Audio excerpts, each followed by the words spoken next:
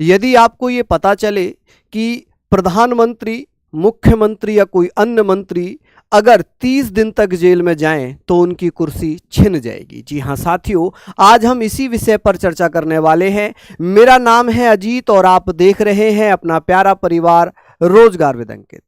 मैं बात कर रहा हूं 130वें संविधान संशोधन विधेयक 2025 की, जिसमें यह व्यवस्था की जा रही है कि यदि कोई भी मंत्री, मुख्यमंत्री या प्रधानमंत्री अपने पद पर रहते हुए किसी ऐसे गंभीर आरोप में 30 दिन तक जेल में रहता है जिस आरोप में उसे 5 साल तक की सजा का प्रावधान है, तो वो अपनी कुर्सी छोड़ देगा, उसे अपनी कुर्सी से त्यागपत्र देना पड़ेगा।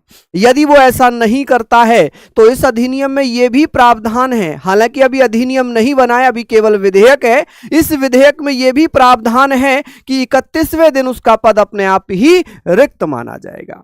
ये व्यवस्थाएं क्यों की जा रही हैं, इसके पीछे का कारण क्या है? कारण यह है कि अभी हाल ही में आपने देखा होगा कुछ ऐसे सांसद, ऐसे मंत्री, ऐसे मुख्यमंत्री जेल में रहे जिन्होंने जेल से ही सरकारें चलाई। जैसे कि एक रिसेंट एग्जाम्पल की अगर मैं बात करूं, रिसेंटली अगर एग्जाम्पल की बात करता हूं तो दिल्ली के मुख्यमंत्री जेल में थे और जेल से ही सरकार चला रहे थे। इनसी सभी विचारधाराओं पर हम आज बात करेंगे, तो सभी लोग भैया मेरे साथ जुड़िए और यहां पर हम इस पर विशेष रूप से चर्चा करेंगे। केंद्रीय गृह मंत्री अमित शाह के द्वारा लोकसभा में यह प्रस्ताव पेश कर दिया गया है।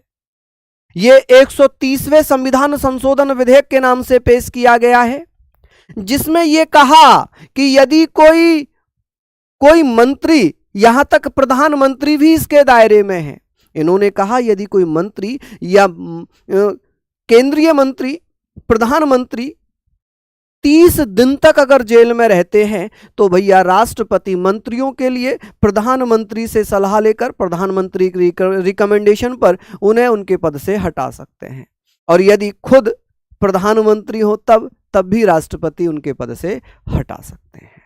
तो इन पर हम चर्चा करेंगे।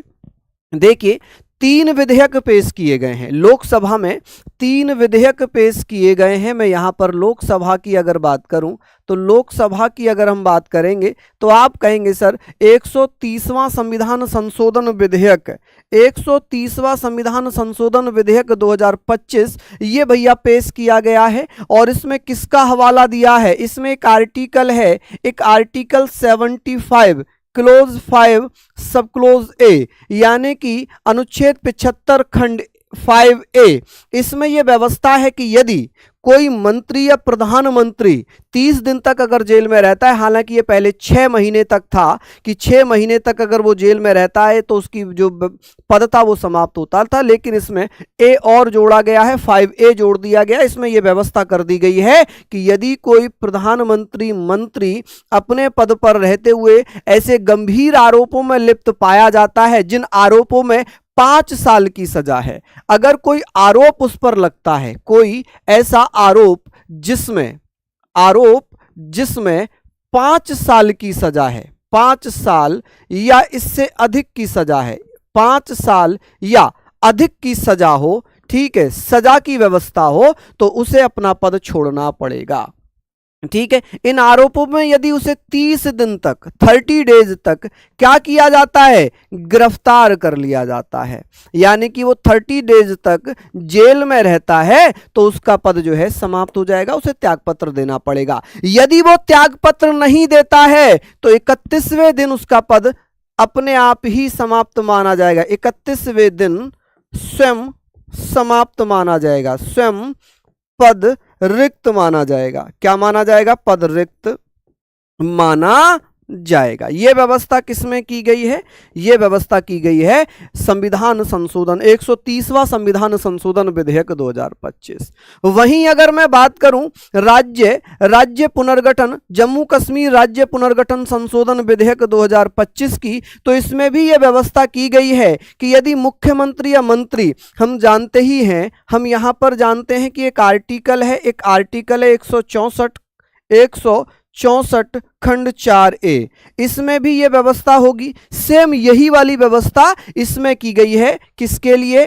तो आप कहेंगे सर जम्मू एंड कश्मीर, ठीक है। अब ये राज्यों से संबंधित व्यवस्था हो गई। वहां पर अगर मैं बात करूं कि संघ राज्य क्षेत्र शासन संशोधन विधेयक, इसमें क्या कहा गया है, इसमें भी एक आर्टिकल पर चर्चा हुई है, अनुच्छेद 239 ए 239 ए क्लोज 5A, इसमें भी सेम यही व्यवस्था है कि उपराज्यपाल मंत्री या मुख्यमंत्री को उनके पद से हटा सकते हैं यदि वो 30 दिन तक वो जेल में रहते हैं। अगर वो त्यागपत्र नहीं देते हैं तो 31वें दिन उनका पद अपने आप समाप्त माना जाएगा। इसका विरोध हुआ। विरोध क्यों हुआ? विरोध इसलिए करा जा रहा है कि विपक्ष ये कह रहा है कि सरकार इसका दुरुपयोग करेगी। उन्होंने एग्जाम्पल दिए, जैसे सरकार ईडी का या कुछ संस्थाओं का दुरुपयोग करके नेताओं को या अन्य जो विपक्ष में है उनको फंसाती है, वैसे ही सरकार हो सकता है, ये मैं नहीं कह रहा हूं, ये विपक्ष कह रहा है, विपक्ष कह रहा है कि हो सकता है कि सरकार इन बिलों का, अगर ये कानून बनते हैं तो इनका दुरुपयोग करेगी। हालांकि सरकार ने इसका जवाब दिया। सरकार ने कहा है कि ये बिल लाने की मंशा सिर्फ ये है कि लोगों को जो ईमानदारी लोकतंत्र में झलकती है उस ईमानदारी को बरकरार रखा जाए, लोकतंत्र को जीवित रखा जाए, ये सरकार का कहना है। सरकार ने कहा है कि जो गलत है वो किसी भी पद का हकदार नहीं है, जो भ्रष्टाचारी है वो किसी भी पद का अधिकारी नहीं है। ठीक है, तो यहां पर ये विधेयक हो गए। हालांकि ये लोकसभा में पेश हो चुका है 130वां संविधान संशोधन विधेयक। अब इसमें क्या होगा? अब क्या किया गया है लोकसभा में, यानी कि लोकसभा अध्यक्ष की अगर मैं बात करूं, लोकसभा अध्यक्ष द्वारा इनकी जांच करने के लिए लोकसभा अध्यक्ष द्वारा क्या किया गया है, यहां पर अगर मैं बात करूं लोकसभा अध्यक्ष द्वारा क्या किया गया है भैया, एक समिति का गठन किया है जिसे हम कहेंगे संयुक्त संसदीय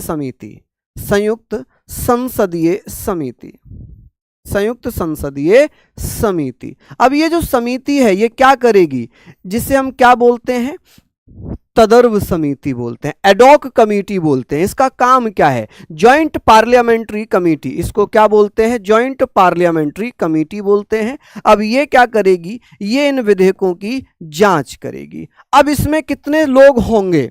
देखिए, संयुक्त संसदीय समिति में जितने लोग लोकसभा से होंगे उससे, या ऐसे कहेंगे जितने लोग राज्यसभा से होंगे उसके दुगने सदस्य कहां से होंगे? लोकसभा से होंगे। कहां से होंगे? लोकसभा से होंगे। अब बात ये आ गई, यहां पर बात ये आ जाती है कि ये जांच करेगी। अब इसमें सभी पार्टियों से सदस्य लिए जाएंगे। अब क्या सभी, जितनी भी पॉलिटिकल पार्टियां सभी होंगी? नहीं, जितने बड़े बड़े राजनीतिक दल होंगे उनसे जरूर इसमें सदस्य लिए जाएंगे। ये जांच करेंगी और ये इस विधेयक के ऊपर अपनी एक रिपोर्ट पेश करेंगी। ठीक है, हालांकि अभी लंबा प्रोसेस है, लेकिन अगर देखा जाए पहल अच्छी है। लेकिन ये पहल तभी तक अच्छी है जब तक संवैधानिक रूप से ये पूर्ण स्वतंत्र होकर, निष्पक्ष होकर काम करे। लेकिन जब भी कानून बनते हैं उनका दुरुपयोग तो होता ही है। ठीक है, तो आप लोग भैया, आपको ये जानना जरूरी है कि यदि अगर कोई भ्रष्टाचारी है तो क्या उसे पद पर रहना चाहिए?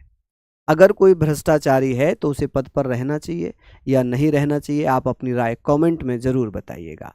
तो ऐसी बेहतरीन जानकारी के लिए देखते रहें अपने प्यारे परिवार रोजगार विद अंकित। धन्यवाद।